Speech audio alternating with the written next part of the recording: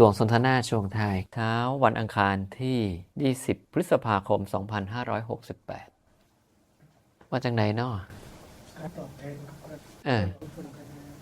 การให้ไม่หวังผลตอบแทนกันนี่ละสละนี่ละนี่เด้ให้โดยอิสระเด้เฮาให้ไปแล้วก็จบบ่ได้คาดหวังว่าเขาสิระลึกถึงบุญคุณเฮาหรือระลึกในสิ่งที่เฮาเห็นให้เขานั่นล่ะมันเข้าข่ายข้อนี้คือจาคะสัมปทาคือการสละเพราะเมื่อไหร่ก็ตามเราสละเนี่ย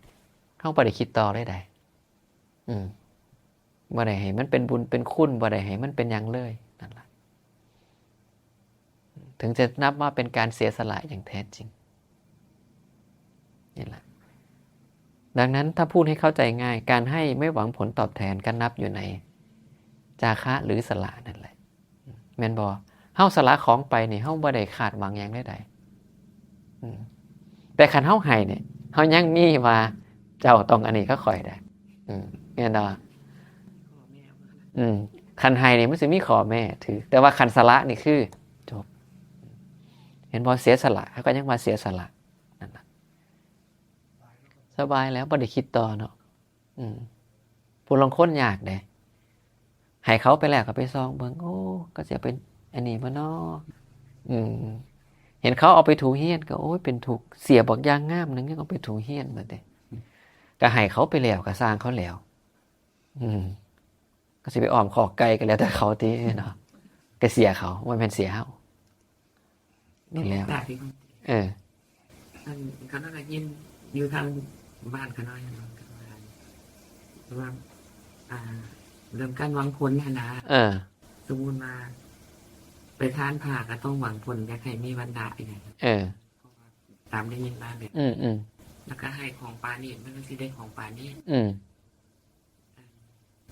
บางคนก็จะสิได้วางจิตแนวนั้นแหละว่าโอ้ให้ทุกอันที่มานี่ต้องปานี่ตั้งใจว่าจังซี่ซะแล้วพวกเขาน่าจะเคยว่าอันนั้นหั่นน่ะให้ไปหั่นน่ะนี่มาจิตเฮามันพร้อมแล้วที่ว่าเฮาสละออกไปเขาน่าคิดว่ากรรมมันจะไปจัดสรรกันเองผลของมันก็มันก็สิไปจัดสรรกันเองเขาสิอยากให้มันเป็นจังซั่นจังซี่นี่เฮาก็บ่แน่ใจคือกันว่าเฮาว่าสละเฮาว่าสะอาดนี่มันหมดอีหลีบ่นะประเด็นนี่เด้ออาตมาบ่ให้ไปคิดหลายว่าให้แบบหวังผลหรือให้แบบบ่หวังผลเพราะหยังพุทธองค์บอกว่าประสูตรนึงเพิ่นบอกเลยเหตุเกิดขึ้นของทาน8ประการทุกข้อเวลาให้ไปแล้วเขาย่อมหวังผลในสิ่งที่เขาให้ออกไปมันเป็นเหตุของการให้ทานของคนทั่วไปเลยดังนั้นเฮาต้องแยกว่าคนทั่วไปที่เขาให้กับผู้ปฏิบัติเพื่ออริยะมันสิคนละความคิดแม่นบ่ล่ะคันคนทั่วไปให้แล้วก็ต้องหวังผลซึ่งพระพุทธองค์ก็กล่าวไว้อยู่ว่าบ่แม่นเรื่องผิดถ้าเราให้แล้วเราหวังผลที่ให้เราอยากให้ผลมันสำเร็จพุทธองค์บอกเลยความสำเร็จมีได้แก่บุคคลผู้มีศีลและความปรารถนาแห่งใจของบุคคลผู้มีศีลย่อมสำเร็จได้เพราะจิตบริสุทธิ์นั่นหมายความว่าเจ้าให้ไปแล้วเจ้ามีความคาดหวังนั้นคันศีลเจ้าบ่ดีใจเจ้าบ่บริสุทธิ์ผุดผ่องก็บ่ได้คือเก่านี่เพิ่นก็โยกมาเห็นเลยว่าเพิ่นต่อยอดให้เพิ่นบ่ปิดไอ้เรื่องเก่าเขาอาตมามักมองนี่ล่ะในเมื่อเจ้ายังอยากให้ทานโดยมุ่งหวังผลตอบแทนอยู่แม่นบ่ก็ให้ไปแต่ผลตอบแทนที่เจ้าสิได้ต้องรักษาศีลต้องภาวนาเห็นดอกมันก็ได้ภาวนาสุดท้ายปัญญามันเกิดเมื่อปัญญามันเกิดความอยากได้กลับขึ้นมามันสิบ่มีเองถึงบอกโยมไว้ตอนต้นไงว่าต้องแยกระหว่างคนทั่วไปกับคนผู้ต้องการความเป็นอริยะคันคนผู้ต้องการความเป็นอริยะโดยเฉพาะอริยะขั้นสูงนี่เพิ่นสิให้เพื่อหวังขัดเกลาใจเจ้าของให้มันสะอาดละความยึดมั่นถือมั่นนี่เพิ่นสิพยายามบ่ให้ติดอีหยังทั้งสิ้นแม่นบ่เพราะจิตที่ตระหนี่เกินไปเนี่ยยากได้ที่มันสิได้มรรคผลอันนี้ก็ของข่อยอันนี้ก็ของข่อยอันนี้ก็ของข่อยก็ถึงต้องมีการสละออกมีการให้มีการปันโดยที่บ่คิดเอาคืนบ่คิดเสียดายบ่คิดต่อบ่หวังผลนั่นล่ะอันนี้คือผู้ปรารถนาความเป็นอริยะขั้นสูงต้องสละอุปทานให้มันได้อันไหนที่ยึดนี่ต้องพยายามวางความยึดให้มันได้แต่คนทั่วไปนี่เด้กำลังเข้ามาสู่ธรรมวินัย เจ้าสิให้เขาบ่ให้หวังผลเป็นไปบ่ได้แม่นบ่ล่ะเฮาก็ต้องต่อยอดแบบพุทธเจ้าเพิ่นต่อยอดว่าเอ้าเจ้าให้แล้วเจ้าหวังผลในทานเจ้าแม่นบ่คันศีลเจ้าบ่ดีเจ้าบ่ภาวนามันก็บ่ได้นี่เด้อาตมาถึงมักหม่องนี้ที่ไหนได้ฟังนี่นะฟังมันมาส่วนตัวข้างน้อยนั่นนะว่าก็คือเป้าหมายก็คือว่าคัดเก่าที่เราบอกให้ไว้เข้ามายึดติดทีแบบที่ของที่เขาหามาได้ยากแล้วก็เขามีความก่อนมันสิออกไปได้เขาก็ต้องมีความเลื่อมใสมีความเลื่อมใสย่างใจลงไปให้มันถึงแล้วจังค่อยหายถูกต้องส่วนว่าคนมันสิตอบแทนมาแบบใดก็เลยคิดว่าคือกันกับเขาหดน้ำตัวมันได้หับน้ำหับได้มันถึงสีซุ่มสีซุ่มมันสิโป่งนอตัวเนี่ยแล้วแต่มันน่ะถูกต้องคือการตั้งจิตจังสี่เนี่ยแสดงว่าเฮามั่นใจในธรรมะเรื่องว่าเราทำกรรมใดไว้ดีก็ตามชั่วก็ตามเราจะเป็นผู้รับผลของกรรมนั้นนั่นแหละคือการคิดจังสี่ได้มันสิจบมันสิบ่ได้ไปคิดยากและจะเป็นเหตุให้การสละการจาคะของเฮาแต่ละเทียหรือแม้กระทั่งการให้ทานมันสิบ่หวังอย่างเลยเพราะเฮามั่นใจแล้วว่าจังใดนะคุณงามความดีที่เฮ็ดไปเนี่ยมันมาอยู่แล้วสิมายามไหนสิเป็นอีหยังมันก็เป็นไปตามธรรมแล้วมีอีกมุมนึงว่าอันสมมุติว่าเวลาเฮาสิตายนี่นะถ้าเรานึกถึงบ่ได้เพิ่นให้เรานึก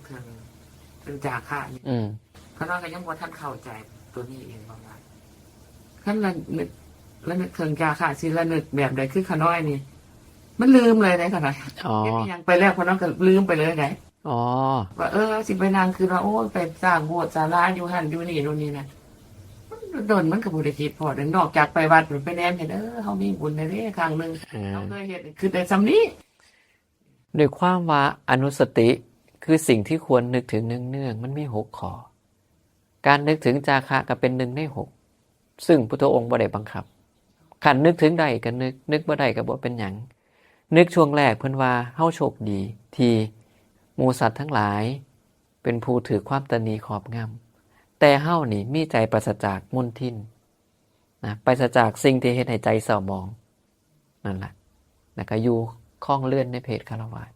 เพิ่นว่ามีใจปราศจากมลทินคือความตระหนี่อยู่ครองเรือนความขี้ถี่เฮาบ่มีซึ่งสัตว์หมู่อื่นมีแต่ความขี้ถี่นี่เด้พอคิดปุ๊บว่ามันเป็นโชคดีของเฮามันก็ปลื้มได้นั่นแหละนี่ง่ายก็ย้อนจังซี่ล่ะเพิ่นก็ถึงให้นึกว่าเฮาสามารถสละความขี้ถี่ออกไปได้เฮ็ดใจเจ้าของให้มันเกิดความ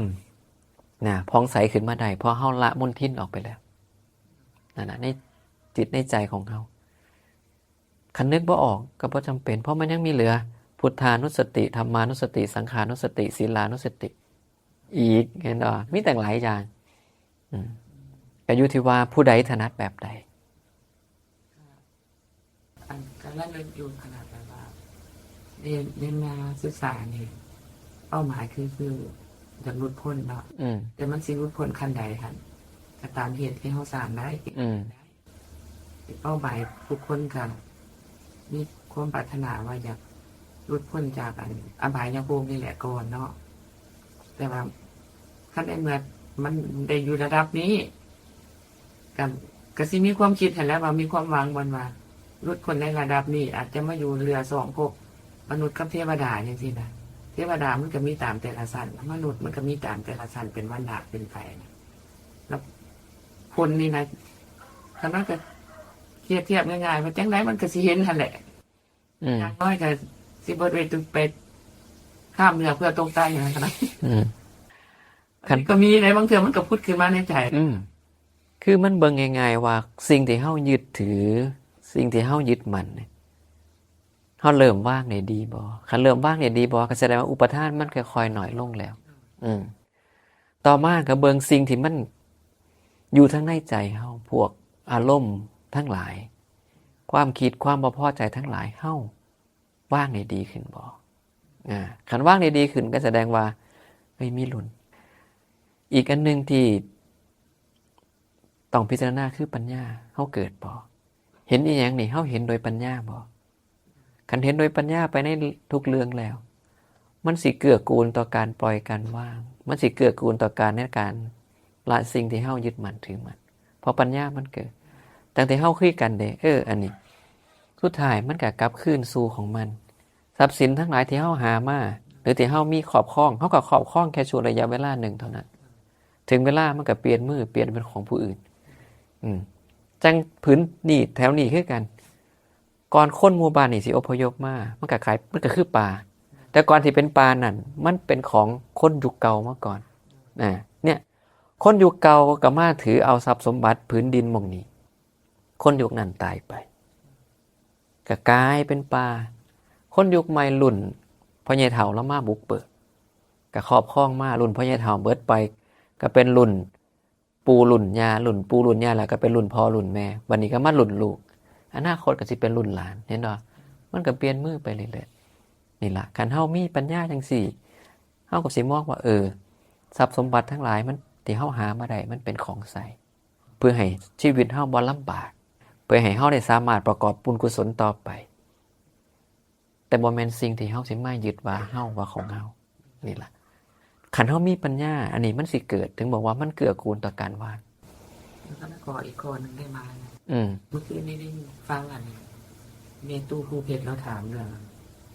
สมถะกับวิปัสสนาแม่นแล้วก็เรามันเลยนึกถึงตัวเองว่าวิธีขนาดมันสิบ่คือวิธีผู้อื่นส่วนหลายการปฏิบัติขนาดคิดว่ามันในชีวิตประจำวันมันปฏิบัติทุกขณะทุกเวลานะว่าเวลาเขาเห็นอันใดขึ้นมานี่เมื่อก่อนเขาสิบ่เป็นแบบนี้แต่เดี๋ยวนี้เขาเห็นอย่างขึ้นมาปุ๊บนี่เขาจะนิ่งก่อนหากสติมาแล้วก็จังปัญญามันจังจัดการว่าควรบอกควรอันนี้มันสมควรเปลี่ยนออกไปบอกหรือว่าอันนี้เสด็จสมควรว่าเฮาสิบ่ว่าบอกว่าไปแล้วประโยชน์ผลมันสิออกอย่างมา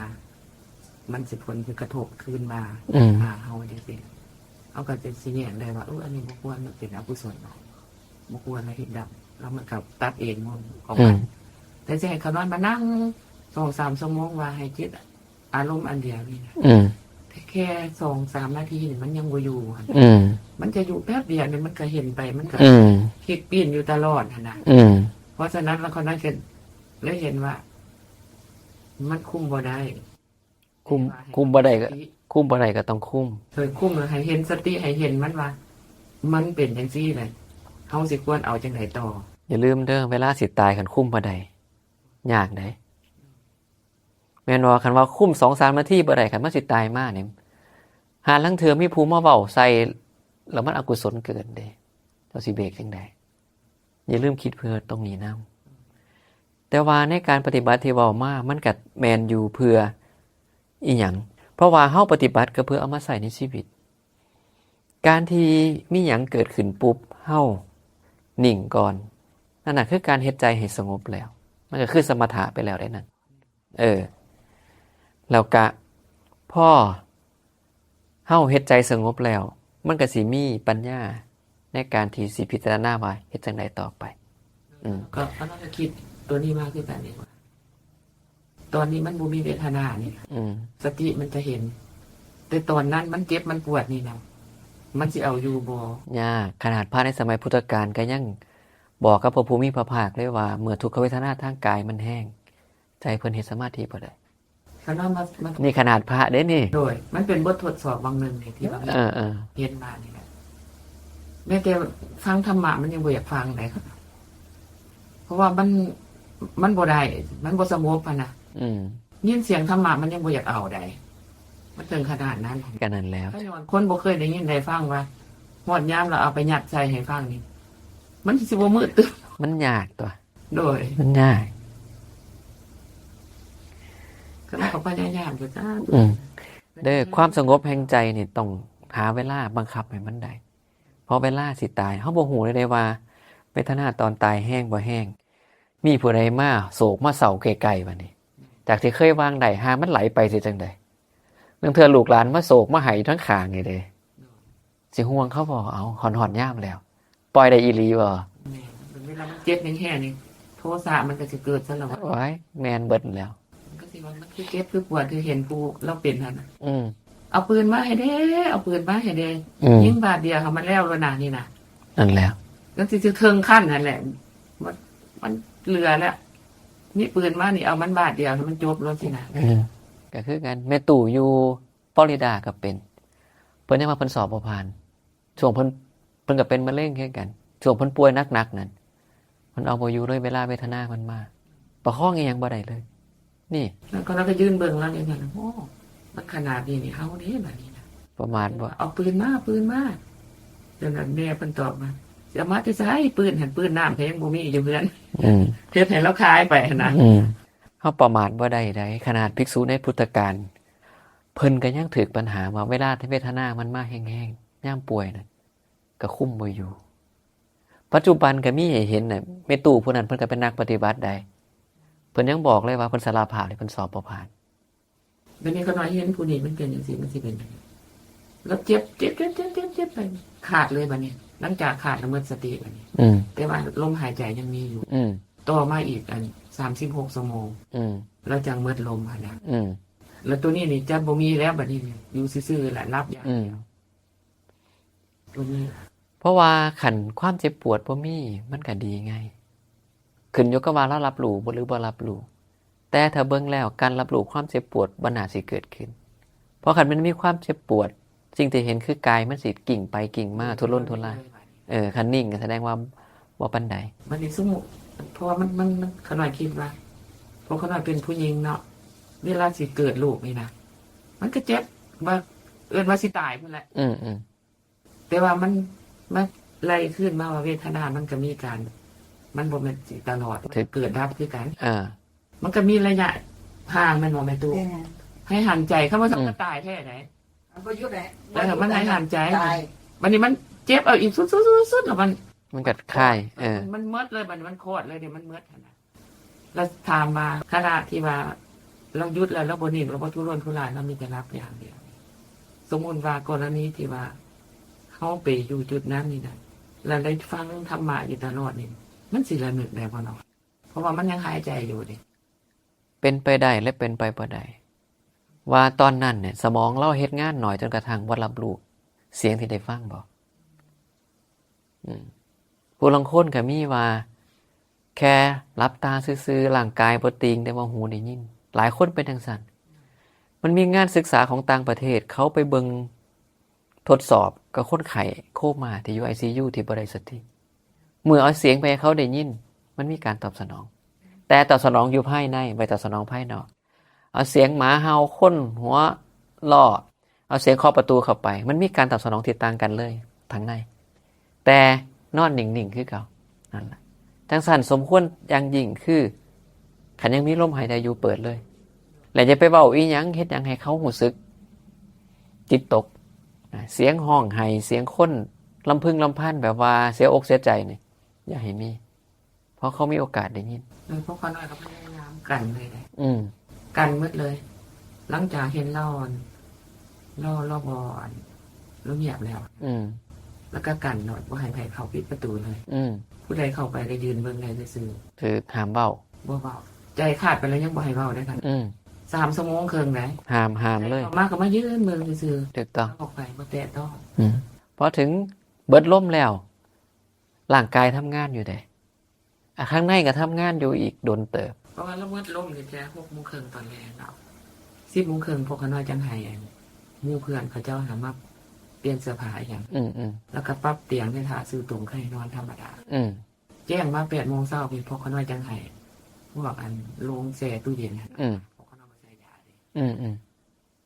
เรื่องประเทศเนี่ยก็นอนอยู่น้ำกันจริงๆแต่ค่ำมาแล้วแพะเมื่อแล้วกันพี่น้องเมื่อ10 โมงกลางคืนก็ปิดประตูหัวจะกระแจตูเฮือนนอนบ่มีธูปบ่มีเทียนบ่มีอันดอกไฟเขามาติดให้นิดๆเนี่ยก็เปิดมันหลายตาก็นอนอยู่น้ำกันแบบนั้นก็ซั่นนั่นแล้วก็เลยเอาแบบสบายถือบ่เมื่อยบ่มีอันพิธีพระมาที่ว่ามาแต่งนั่นแต่งนี่เขามาเบิ่งว่าโอ้อันการปฏิบัติมานี่มันเห็นผลแบบนี้เฮาบ่ได้กังวลนับจากแม้แต่ว่าพระสงฆ์มานี่นะการถวายน้ำต่างๆนี่นะเจ้าภาพนี่ค่อนข้างว่าสิบ่ได้ยุ่งเลยเพราะว่าญาติที่ทำมาผู้ใดก็หิวมาผู้นี้ก็หิวน้ำนี่มาใครก็อยากเอาไปเคียนด้วยมือตอนนั้นก็เบิ่งพิจารณา ปฏิบัติผลมานี่มันเห็นอย่างที่นี่นะเฮ็ดมันบ่ยากอีหลีพระก็บ่ได้วนน้ำดอกไม้มาดอกบ่มีนะแบบแม่นนี่แต่ญาติเขามาเขาถือมากุลาโซเลยเอาก็มาปักแล้วก็พามันเกิดประโยชน์ให้มันให้เขาเห็นนั่นล่ะแม่นบ่เรื่องเงินเรื่องหยังก็มันบ่ฮอดบ่มีไปงานศพ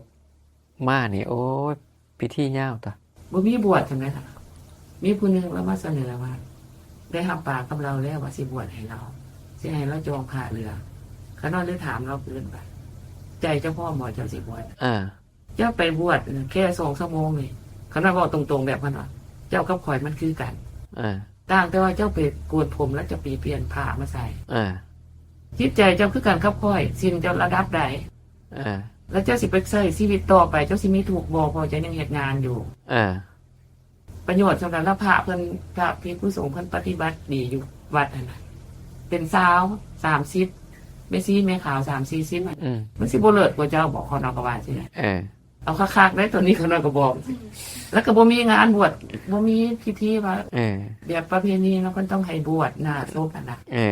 โกนผมบวชจูงบวชหยังบ่มีนะนี่ล่ะการเฮ็ดได้มันดีประเทศไทยก็คือกันนะบวชจักสิได้หยังทางบวชบ่ได้เฮ็ดพวกเขานำบ่ได้เฮ็ดหยังมันมอบให้ครูบาอาจารย์นั่นตัวที่ได้กันดีมากก็เสียดายอยู่อันคณะกรรมการว่าเหตุของผู้เสียนี่เองเพราะว่าเราเป็นแห้งแล้วนี่นะครูบาอาจารย์นี่โทรมาหาเสนอมาเลยอยากมาให้ทำบาปนี่เราบ่รับแล้วเหตุมันก็เป็นแนวนั้นอีกหลังจากเราตายแล้วพระภิกษุสงฆ์นี่ปิดภารกิจเบิดเลยปิดหมดเลยได้ครับพระมาเมื่อละองค์2 องค์กับจั่วเนี่ยมอบให้อาจารย์โคราชว่าอาจารย์โคราชเพิ่นหลายเด้เรือนั้นท่านยายไปอยู่หมดครูบอนก็ได้เว้านานโอ้เหตุและปัจจัยมันเป็นจังซั่นอีกอาตมาอยากสิขึ้นไปยังขึ้นไปบ่ได้บ่ได้อาจารย์เพิ่นเลยมาฮอดมื้อนั้นคือมื้ออื่นสิใส่บาตรเนาะมื้อนี้นี่เพิ่นประเพณีเพิ่นสิห่างเครื่องสังฆทานละญาติ6 โมงแรงหลังนี้อยู่บ้านไห้ปะเงิมอาจารย์เลยว่าสิไปเลยบ่ไม่ออกคือสิบ่เหมาะแหละอาจารย์อยู่วัด3 มื้อเลยจังเอาไปวัด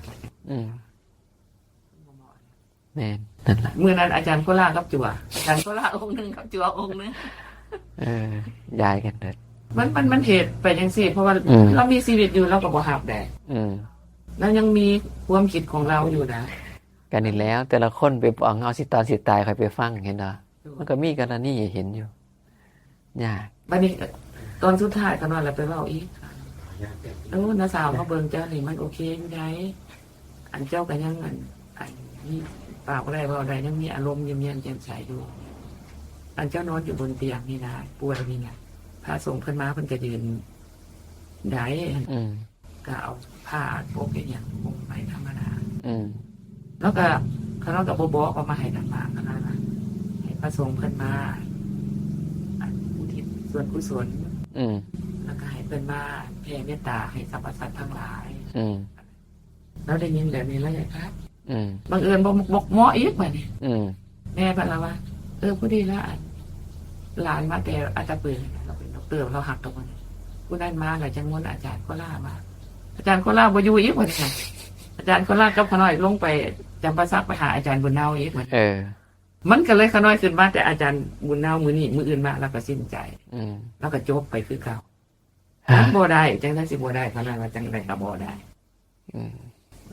เป็นความจริงเหตุปัจจัยของแต่ละคนบ่คือกันอันที่เราในประสบการณ์คือว่าบางเทื่อแต่ละคนสิเห็นนั่นนะท่านบ่คือกันบ่เป็นหยังเฮาก็สร้างเหตุของเฮาถึงหลายเที่ยอาตมาบอกว่าจะไปหาเวลาตายเอายามนี้ล่ะเอาให้มันได้ตั้งแต่ตอนนี้ล่ะมันจังอุ่นใจแต่มาใส่ว่าปลอดภัยไว้ก่อนเจ้าไปหวังน้ำบ่หนาเจ้ามันมีเหตุอีกหลายอย่างที่สิให้พลาดจากการได้ยินได้ฟังได้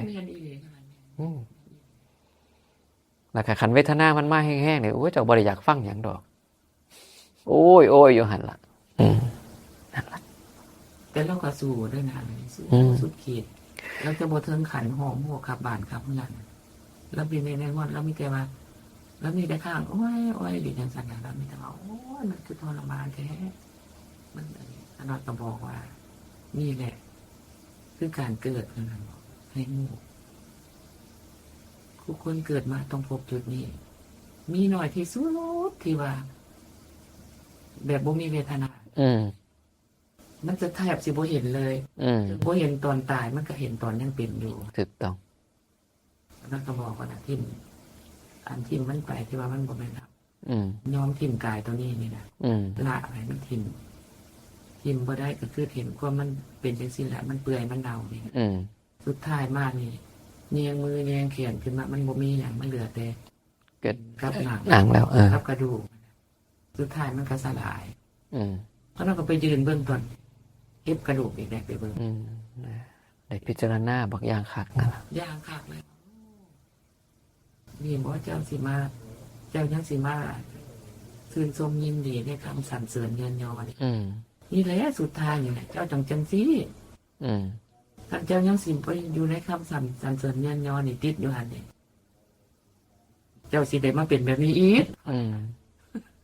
มันเอาประทานในภาษิตายมันนั่นแหละก็เลยต้องพยายามนะฝึกใจเจ้าของอยู่เรื่อยๆถึงแม้มันยากที่สิคุ้มใจก็ต้องเฮ็ดเพราะคันสภาพนี้ขึ้นมาเนี่ยมันเอาบ่อยู่ยากหน่อย5 นาที10 นาทีมันต้องได้นะพระพุทธเจ้าเพิ่นก็บอกอยู่ว่าผู้ใดกำหนดทำสมาธิให้ดีในเวลาเช้ากลางวันและเย็นมื้อหนึ่ง3 เวลาจะเป็นผู้มากด้วยความไพบูลย์ในกุศลธรรมได้โดยไม่นานนี่เห็นบ่เขาอยากเป็นผู้หลายเต็มที่โดยกุศลธรรมการเฮ็ดสมาธิถิ่มบ่ได้แล้วพุทธองค์ก็กล่าวอยู่ว่าใช้เวลาบ่โดนแต่ประโยชน์นี่มันทรงขึ้นมาเป็นเครื่องอยู่หั่นน่ะเครื่องอยู่เป็นสุขในปัจจุบันแม่นอีหลีคั่นน่ะอันมันมีปัญหาตัวนั้นแท้ๆปกตินี่เขาจะนอนบ่ได้แต่เขานอนก็มาอยู่กับตัวนี้ก่อนพออยู่ได้แล้วมันจะเย็นแล้วมันจะเห็นมันจะวางแล้วมันก็เขาก็นอนได้สักคันบ่มีตัวนี้อยู่บ่ได้เพราะว่ามันเห็นไงมันเห็นความเปลี่ยนแปลงลงแต่ละมื้อก็แย่ลงเรื่อยๆพอแย่ลงเรื่อยๆมันก็ฮู้แล้วว่าต่อไปสิเกิดอีหยังขึ้นเฮ็ดจังได๋แต่ละคนสิเห็นโดยปัญญาคือตาในเลยว่าสุดท้ายชีวิตก็สิเป็นจังซี่ก็ต้องภาพสภาพจังซี่คือกันเพิ่นถึงบอกว่าเห็นแล้วก็มาเปรียบกับกายนี้ว่าเราต้องมีอย่างนั้นเป็นธรรมดาต้องเป็นอย่างนั้นไม่อาจหลีกจากความเป็นอย่างนั้นไปได้นั่นแหละคันคิดถึงเดี๋ยวนี้คันเอาอะไรค่ะประจำใจคือทานศีลภาวนาทานศีลภาวนามื้อนี้อาจจะได้ทานสิ่งนี้รู้สึกว่าปั๊มปลาลดอยู่แล้วภาวนานี่ก็ต้องซุมื้อได้ปะนี่ต้องซุมื้อต้องเบิ่งมันสิเห็นยามใดก็ต้องเห็นเพราะว่าความสิเอาตัวรอดนี่มันสิบ่ดีนี่ได้ขนาดว่าเพราะว่าทางพระภิกขุเพิ่นเอาอันศีลภาวนาเนาะโดยศีลสมาธิปัญญาศีลสมาธิปัญญาแม่นอันนี้ก็ทานศีลภาวนานี่ล่ะเขาก็พยายามให้มันคู่ครองกันไปแล้วก็อยากถามอีกตัวนึงคันว่าเป็นอยู่แบบนี้นี่นะเมื่อก่อนก็เป็นนั่นแหละแต่หลังจากมาศึกษาพระธรรมคำสอนความยึดติดยึดเหนี่ยวนำวัตถุสิ่งของก็น่าสิบ่มีเลยเนี่ยถึงว่ามันสิเป็นของหักของพอใจมันสิ้นมันหายไปนะเพราะนั้นมาทดสอบเบิ่งมันขาดเลยบ่ได้ก็มันบ่มาเลยเป็นทั้งของโบคีทีนี่บอกว่าหลายอย่าง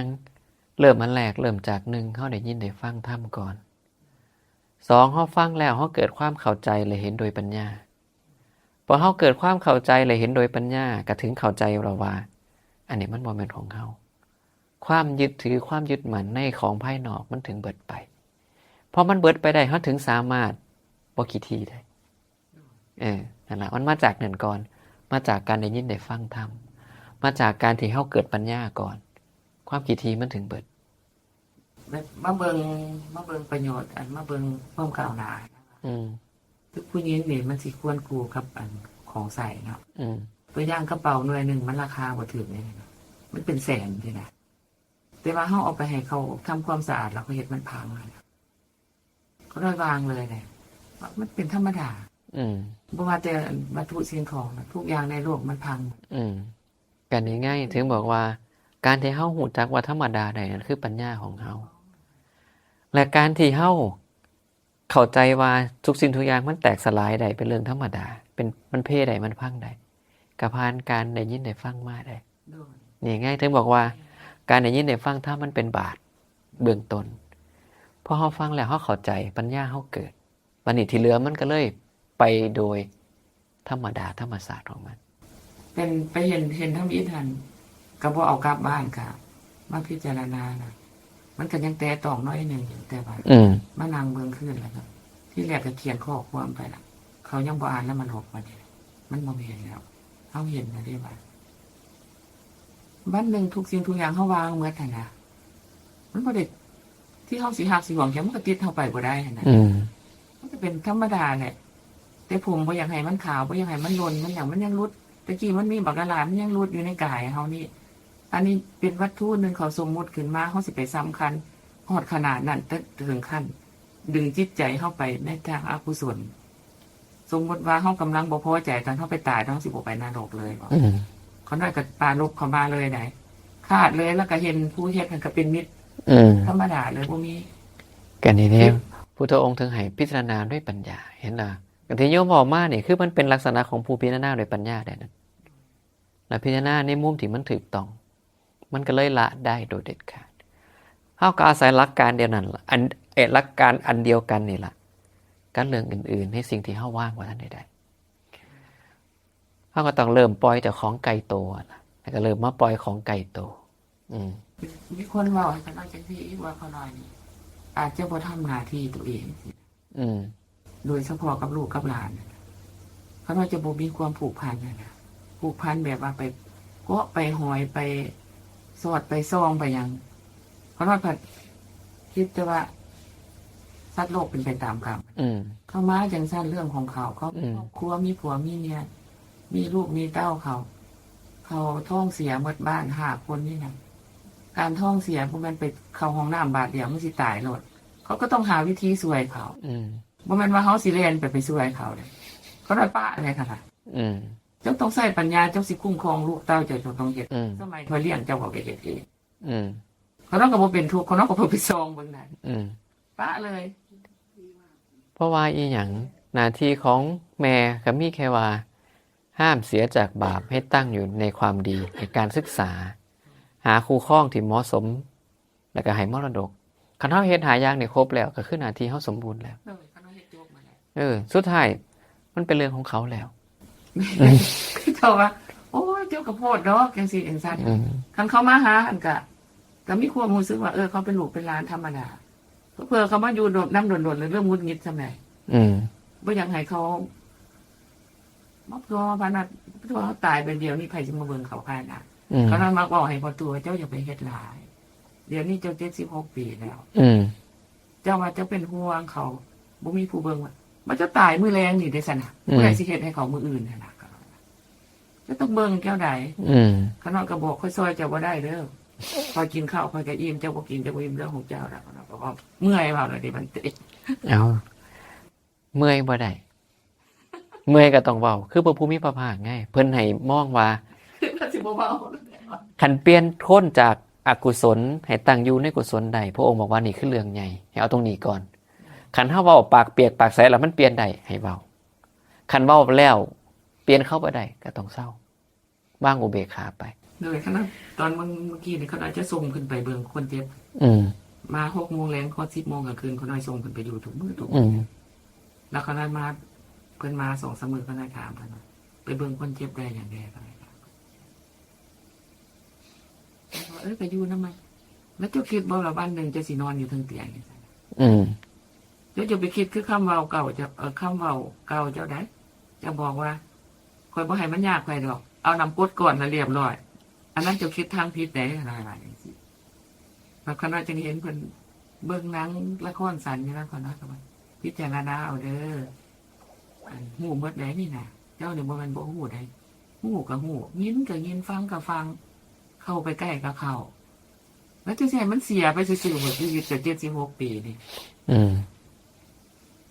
เราก็เบิ่งเพิ่น ขน้อยก็เที่ยววัดเที่ยวว่าปกติของขน้อยล่ะกิจวัตร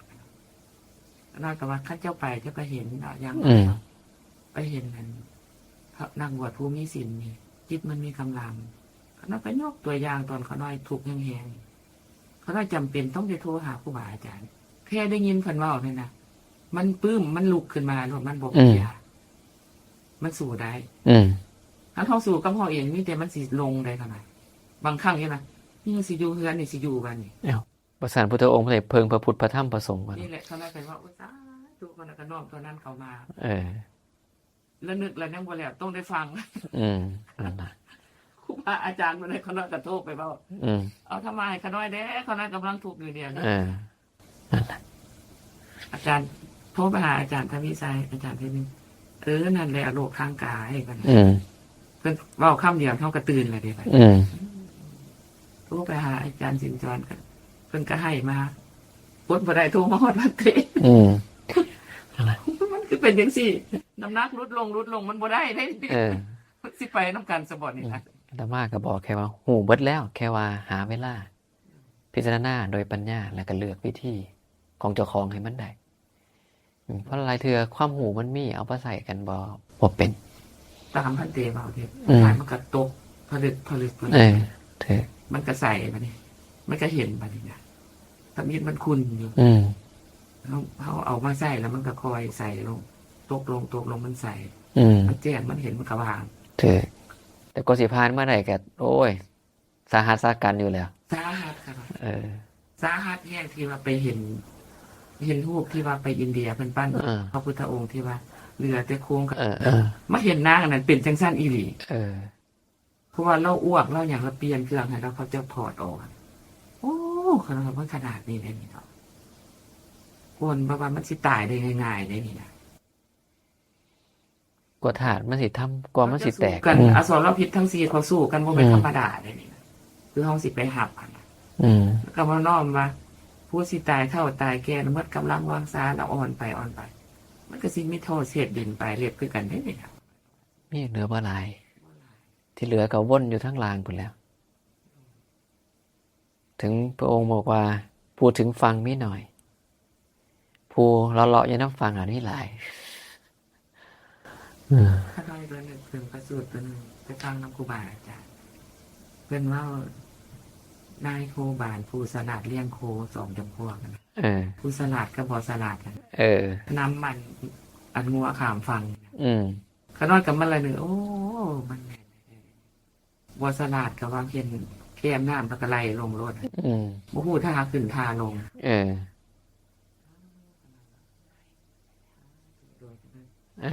เวลาเกินไปโดนมาให้ได้นะครับก็ธรรมดาละก็หวังว่านะช่วงสนทนาช่วงท้ายก็สิเป็นเหตุให้พวกเฮาได้เข้าใจในขออัดขอท่ามหลายขึ้นร่วมไปถึงสภาพความเป็นจริงของชีวิตที่สุดท้ายเฮาต้องต้องพบต้องถึงกันทุกคนแล้วก่อนที่ไปถึงเมื่อนั้นอย่าลืมกลับมาถามเจ้าของว่าพร้อมหรือยังนะไว้เราไปที่สิเผชิญหน้ากับสิ่งเหล่านั้นคันคิดว่าเจ้าของยังบ่ทันได้ไหวก็ต้องเล็งมือเอาแล้วเพราะเวลานับถอยหลังคันผู้ใดว่าพอได้แล้วก็อย่าประมาทเด้อเพราะย่ำใดก็ตามเมื่อเรายังไม่ได้เจอของจริงมันก็เป็นเพียงแค่ความคิดเมื่อพอของจริงแล้วพุ่นล่ะจังสิค่อยฮู้ว่าของแท้หรือของปลอมนะแล้วก็ลงไปถึงธรรมะช่วงแรกที่เฮาคุยกันเนาะเรื่องจาคะนะเรื่องการสละกับวังวาสิพ่อต่อยอดความรู้ให้พวกเฮาเพื่อนำไปปฏิบัติอันสิเป็นเหตุให้เฮาได้สมมาตรปรารถนาในสิ่งที่สมควรนะในสิ่งอื่นใดอย่าลืมเด้อความเกิดเป็นทุกข์ร่ำไปทุกชาตินะผู้เกิดมาแล้วไม่ตายไม่มีนะ